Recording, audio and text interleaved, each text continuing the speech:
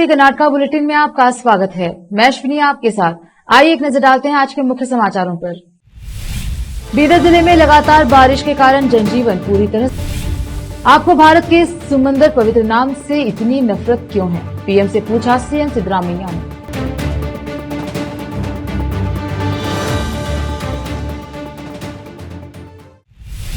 समाचारों का सिलसिला शुरू करते हुए देखते हैं समाचार विस्तार से। पहले समाचार स्थानीय। बीदर जिले में लगातार बारिश के कारण जनजीवन पूरी तरह से अस्त व्यस्त हो गया है। बुधवार देर शाम को शुरू हुई बारिश पूरी रात जारी रही। गुरुवार को भी सुबह से लगातार बारिश हो रही है। मौसम विभाग ने गुरुवार को बीदर जिले में भारी बारिश की भविष्यवाणी की थी, जिसके चलते जिला प्रशासन ने गुरुवार स्कूलों, कॉलेजों और आंगनवाड़ियों को छुट्टी घोषित की। आज सुबह नगर सभा के सफाई कर्मी रेनकोट पहनकर सफाई के काम को अंजाम देते नजर आए, तो वहीं लोग रेनकोट और छाते का उपयोग करते भी नजर आए, रोजमर्रा के काम काज करते हुए। लेकिन रोज की तरह आज सड़कों पर वाहनों और लोगों की संख्या में कमी देखने में आई। इससे कारोबार पर भी बहुत असर पड़ा है। कैमरामैन संतोष का कवरेज। केंद्रीय मंत्री भगवंत खुबा ने राज्य सरकार से सवाल किया है कि क्या वे इसी तरह सरकार चला रहे हैं।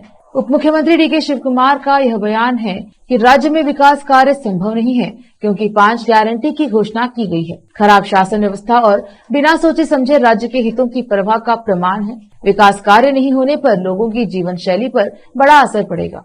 बेरोजगारी की समस्या बढ़ेगी। शिक्षा, स्वास्थ्य विभाग आदि विभागों पर प्रतिकूल प्रभाव पड़ेगा। मंत्री ने राज्य सरकार की आलोचना की है। गारंटी की आड़ में यह लोगों के साथ अन्याय है। इसका क्या मतलब है कि राज्य के विकास के लिए पैसा नहीं है और उनकी पार्टी के विधायक पहले ही विकास के लिए अनुदान देने पर जोर दे चुके हैं। लेकिन अगर वे विकास के लिए अनुदान नहीं दे रहे हैं तो उनकी मानसिकता देखे तो वे जा रहे हैं राज्य को हर तरह से दिवालिया बना देना। वे गारंटी के नाम पर लोगों को धोखा दे रहे हैं और केवल उनका विकास कर रहे हैं। मंत्री ने सरकार को सलाह दी है।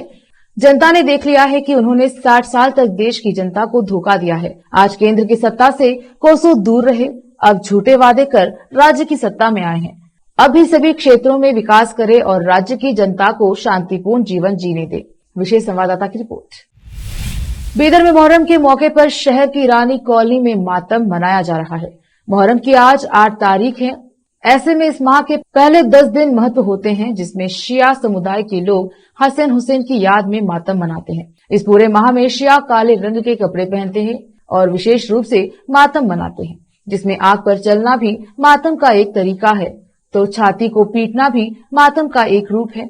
आग पे चलना कठिन होता है, लेकिन यह युवक जलते कोयलों पर गुजरते हैं। 10 मुहर्रम को सामूहिक मातम मनाया जाता है। विशेष संवाददाता की रिपोर्ट।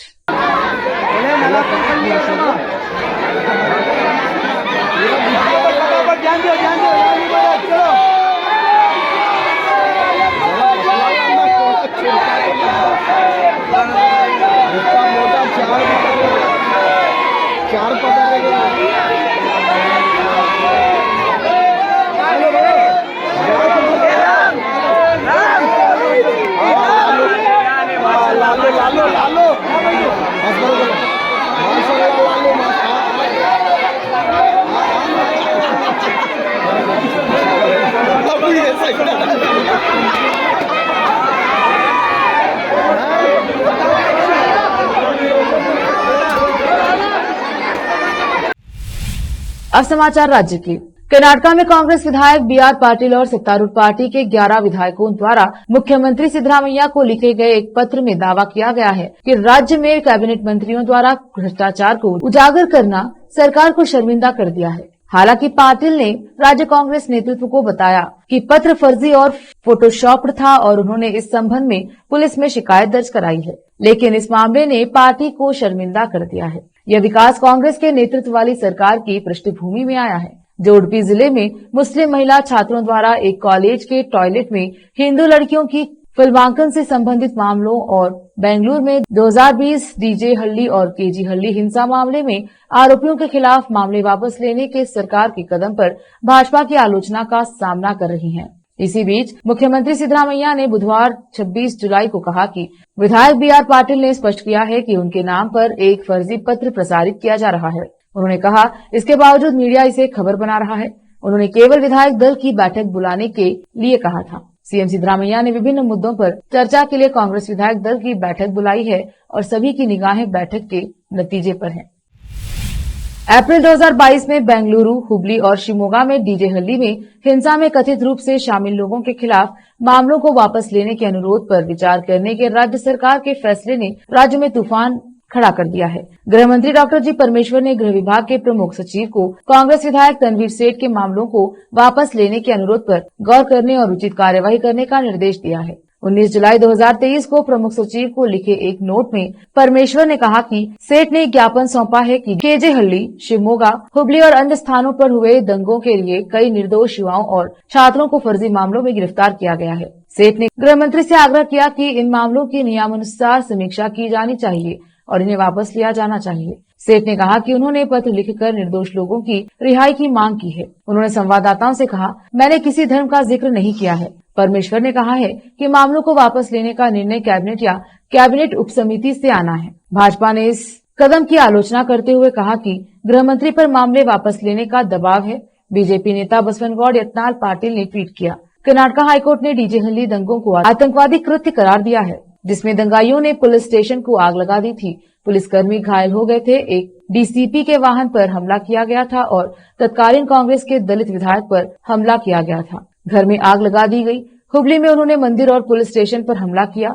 शिवमोगा में भीड़ ने हिंदू दुकानों पर हमला किया और निर्दोष हिंदू कार्यकर्ताओं को मार डाला। अब गृह मंत्री परमेश्वर सचिव गृह को इन गुंडों के खिलाफ मामला वापस लेने का निर्देश देते हैं। बीजेपी ने कांग्रेस सरकार को जिहादी सरकार करार देते हुए कहा कि ऐसा लगता है कि परमेश्वर ने एक तख्ती पकड़ रखी है जिस पर लिखा है कि सरकार एक समुदाय से सांप्रदायिक अपराधियों के नाम हटा देगी। क्या इससे भी अधिक शर्मनाक कुछ है? पत्र साबित करता है कि यह सरकार जिहादियों और पीएफआई आतंकवादियों के इशारों पर खेल रही है। बीजेपी कर्नाटका ने ट्वीट किया, पूर्व सीएम बसवराज बोम्मे ने कहा कि यह साबित हो गया है कि दंगों के पीछे एसडीपीआई और पीएफआई थे। पूर्व मंत्री गोविंद कारजोल ने कहा, साइड की हम मांग की सरकार डीजे हल्ली दंगों में भाग लेने वालों के खिलाफ मामले वापस ले चौंकाने वाली है। हालांकि यह एक कांग्रेस दलित विधायक का घर था जिसे जला दिया गया था। कोई भी कांग्रेसी उनके घर नहीं गया। रोकते हैं समाचारों का सिलसिला, लेते हैं छोटा सा ब्रेक, लौटेंगे ब्रेक के बाद।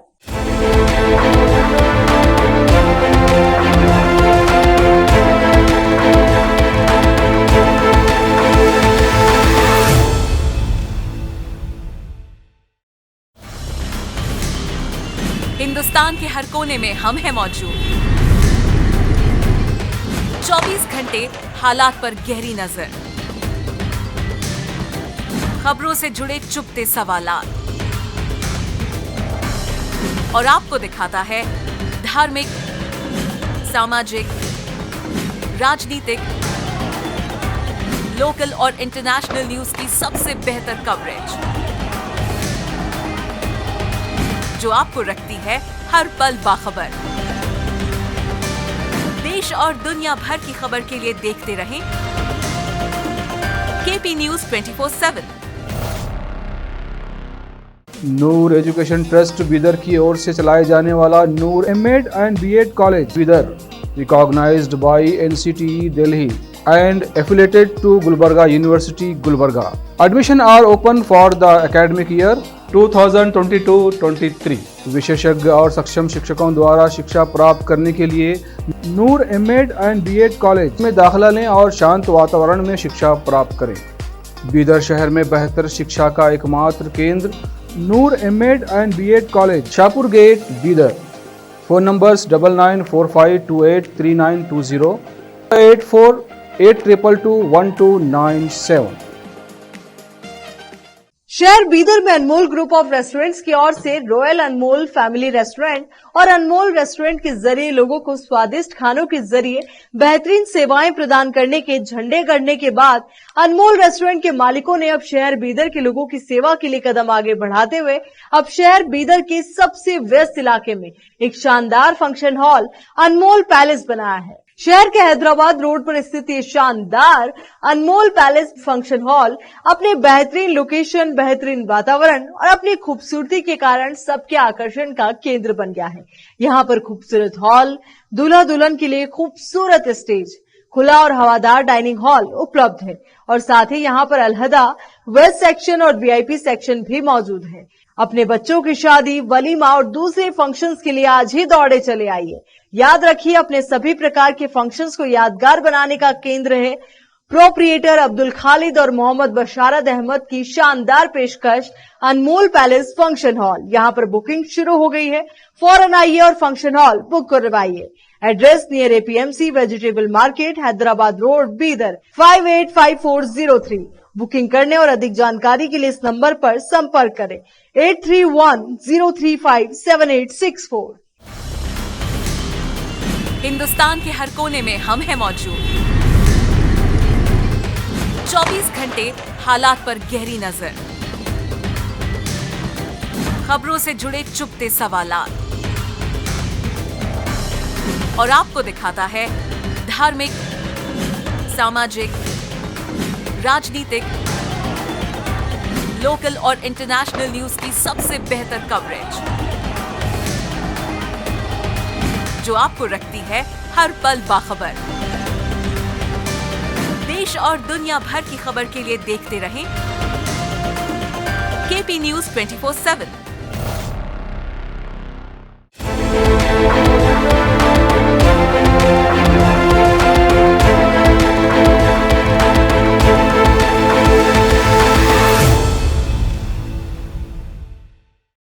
ब्रेक के बाद स्वागत है आपका। देखते हैं अन्य समाचार।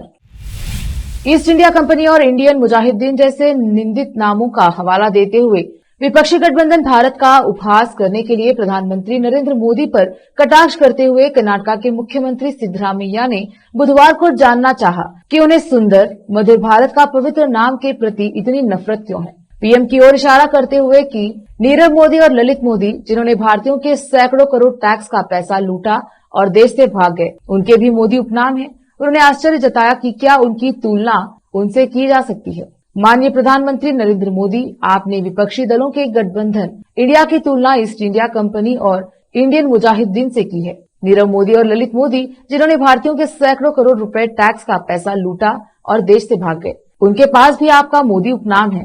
क्या उनकी तुलना आपसे की जा सकती है? सिद्धरामैया ने ट्वीट कर पूछा। यह देखते हुए कि कांग्रेस नेता राहुल गांधी पर मानहानि का मुकदमा किया गया है, 2 साल की जेल की सजा सुनाई गई है और ललित और नीरव के नाम में भी मोदी होने का सामान्य प्रश्न पूछने के लिए लोकसभा से अयोग्य घोषित कर दिया गया। उन्होंने कहा, क्या कार्यवाही नहीं की गई? राहुल गांधी के खिलाफ आप पर लागू होता है। आपकी तुलना भारत की तुलना ईस्ट इंडिया कंपनी और इंडियन मुजाहिदीन से करने के लिए। कांग्रेस विधायक और कर्नाटक के पूर्व मुख्यमंत्री जगदीश शेट्टार ने कहा कि वह केंद्रीय मंत्री प्रहलाद जोशी के खिलाफ 2024 का लोकसभा चुनाव लड़ने पर पार्टी आलाकमान के आदेश का पालन करेंगे। कोप्पल में पत्रकारों से बात करते हुए पूर्व भाजपा नेता शेट्टार ने उन अफवाहों पर एक सवाल का जवाब देते हुए यह बयान दिया। लिंगायत बहुल हुबली धारवाड़ संसदीय क्षेत्र में जोशी के खिलाफ खड़ा किया जाएगा। उन्होंने कहा, मैं आलाकमान के आदेशों का पालन करूंगा और पार्टी द्वारा दिए गए निर्देशों और जिम्मेदारियों का पालन करूंगा। हालांकि अभी तक लोकसभा चुनाव को लेकर कोई चर्चा नहीं हुई है। उन्होंने कहा, हम संसदीय चुनावों में कर्नाटक में कम से कम 15 सीटें जीतने जा रहे हैं। हम 20 सीटें भी जीत सकते हैं। कांग्रेस ने मुझे एमएलसी बनाया है और मेरा सम्मान पूर्वक ख्याल रख रही है। पार्टी ने मुझे अतिरिक्त जिम्मेदारियां और पद देने का भी वादा किया है। मैं स्वाभिमान के लिए बीजेपी से बाहर आया हूं और बीजेपी में लौटने का कोई सवाल ही नहीं है। मैं धारवाड़ और अन्य क्षेत्रों में कांग्रेस पार्टी की जीत के लिए प्रयास करूंगा।